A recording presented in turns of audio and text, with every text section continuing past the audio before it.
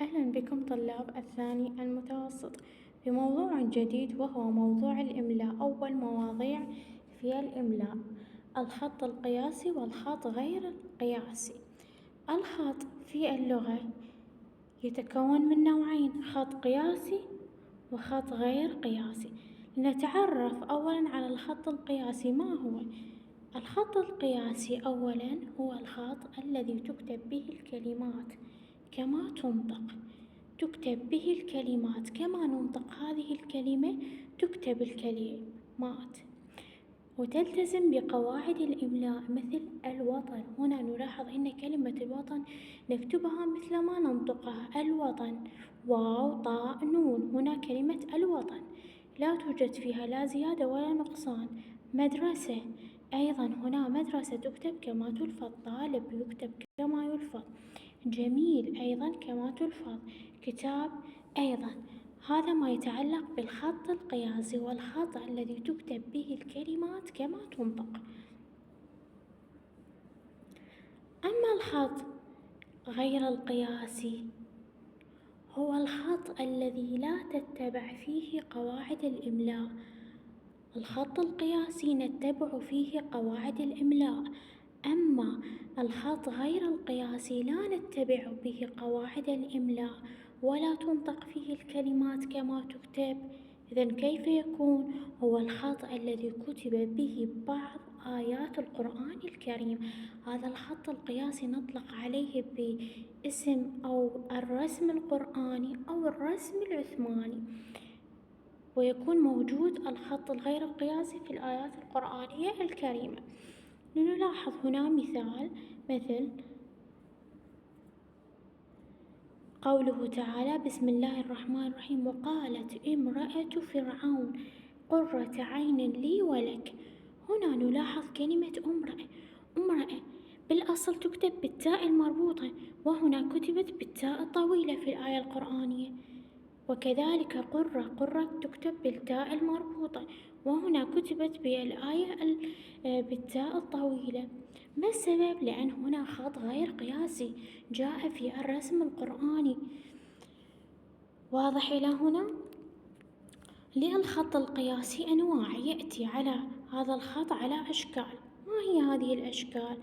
أول شكل يأتي عليه وهو يأتي عن طريق الحذف. ماذا يقصد بالحذف؟ الحذف تحذف فيه أحد حروف. هنا الحذف ماذا يقصد بالحذف؟ يقصد به تحذف فيه أحد حروف الكلمة. الحذف معناته تحذف أحد حروف الكلمة، مثل حذف الألف. هنا في كلمة الرحمن: بسم الله الرحمن الرحيم، أصل الكلمة الرحمن، هنا ألف، حذفت هذه الألف، اعتبر هذا أنه خط غير قياسي لأن الألف محذوفة. وهنا حذفت اللام في كلمة الليل، فيكون في اللفظ القرآني نلفظ وقد كتبت الليل في جميع مواضعها وهي الليل وحذف منها اللام. إذن الحذف تحذف حروف من الكلمة.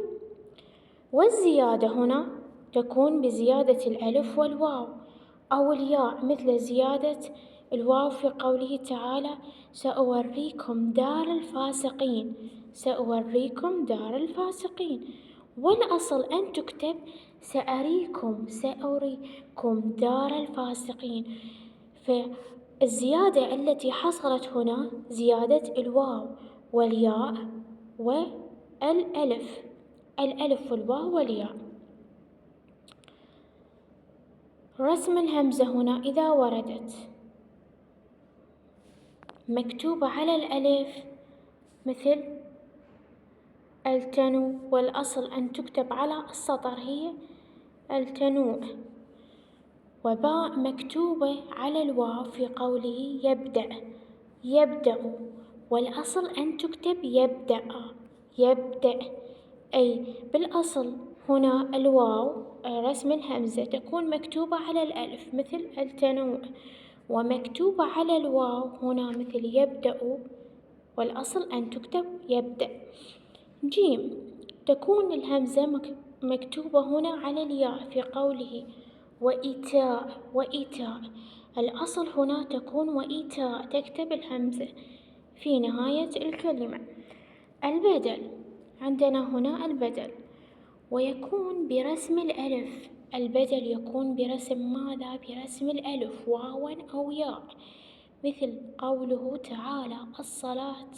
هنا الصلاة تلفظ هذه الكلمة في القرآن الصلاة، وعند لفظها هنا تكون الصلوة، هي بالأصل الصلاة. إذا أبدلت الألف هنا أبدلنا الألف واوا، والأصل أن تكون هنا الألف أبدلناها واوا في الرسم القرآني، والأصل أن تكون هنا الصلاة. عند لفظها تكون هكذا، وعند كتابتها في الرسم القرآني نبدل اللام إلى واو. واضح؟ نأتي إلى الفصل والوصل. ماذا يقصد بالفصل والوصل؟ ويكون في ألف رسم بعض الكلمات متصلة مع أن حقها الفصل، يعني رسم بعض الكلمات تكون متصلة ويكون حقها الفصل، مثل قوله تعالى بئس ما اشتروا به أنفسهم. هنا كلمة بئس ما، الأصل في كلمة بئس ما اللي هي بئس زائد ماء، يعني هذه الكلمات جاءت بالرسم القرآني متصلة والأصل بها منفصلة. هنا بئس زائد ماء. باء رسم كلمات منفصلة، نرسم كلمات منفصلة وحقها الوصل، هنا تكون بالعكس، كقوله تعالى بسم الله الرحمن الرحيم كلما ردوا إلى الفتنة إذ فصلت. هنا كل عن ماء، كل عن ماء، حقها هنا فصلت كل عن ماء، وأصلها أن تكون كل ماء. إذن في البداية يكون الفصل والوصل، تكون بعض الكلمات متصلة وحقها يكون الفصل مثل بئس ما، وتكون بعض الكلمات منفصلة ويكون حقها الوصل. تحذف هنا الألف من الكتابة في الألفاظ، مثلا الرحمن، هذا، هذه، ذلك، أولئك، هذان، هذين، هؤلاء، تحذف الألف. هذه الكلمات عندما نلفظها مثلا الرحمن نلاحظ هنا في اللفظ وجود ألف، لكن نلاحظ هنا وجود نلاحظ وجود ألف، هذا الألف نحذفه. هذا أيضا نلاحظ ذا، نلاحظ وجود ألف، هذا الألف يحذف. أيضا هذه وذلك وأولئك وهذان وهذين وهؤلاء، نلاحظ وجود هذا الألف، هذا الألف نحذفه. واضح إلى هنا؟ ننتقل إلى حل التمرينات. التمرين الأول، استخرج الكلمات التي كتبت باللون الأحمر. استخرج الكلمات التي كتبت بخط غير قياسي في الآيات القرآنية الكريمة. قال تعالى لكي لا تأسوا على ما فاتكم. الحل لكي لا، هنا لكي لا تأسوا على ما فاتكم، هذه الكلمة تكون منفصلة، لكي ولا. ثانيا قال تعالى ألم ترى أن الفلك تجري في البحر بنعمة الله، وهنا كلمة بنعمة كيف تكون هنا؟ تكون أصلية بالتاء المربوطة. ثالثا قال تعالى وما هذه الحياة الدنيا إلا لعب ولهو. هنا الحياة تكون كيف تكون؟ هنا تكتب الحياة، لكن بالرسم القرآني يكون هكذا اسمها. رابعا قال تعالى مثل نوره كمشكاة فيها مصباح، كيف تكتب المشكاة في الأصل؟ تكتب هكذا. هذا حل التمرين الأول. التمرين الثاني، ماذا نعني بالحذف في الرسم القرآني؟ أعطي أمثلة.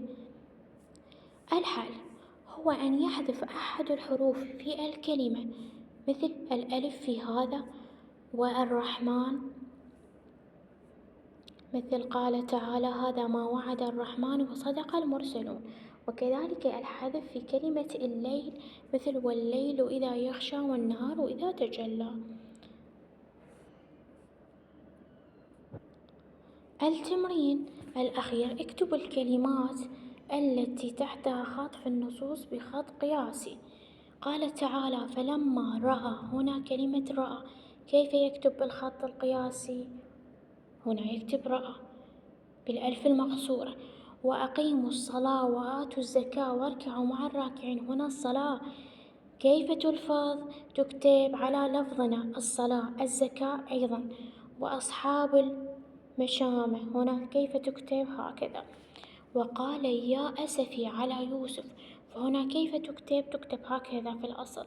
بسم الله الرحمن الرحيم، كلمة الرحمن كيف تكتب؟ تكتب هكذا في الأصل.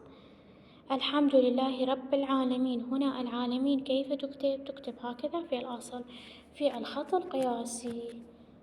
وهذا كل ما يتعلق بالخط القياسي وغير القياسي. في أمان الله وحفظه.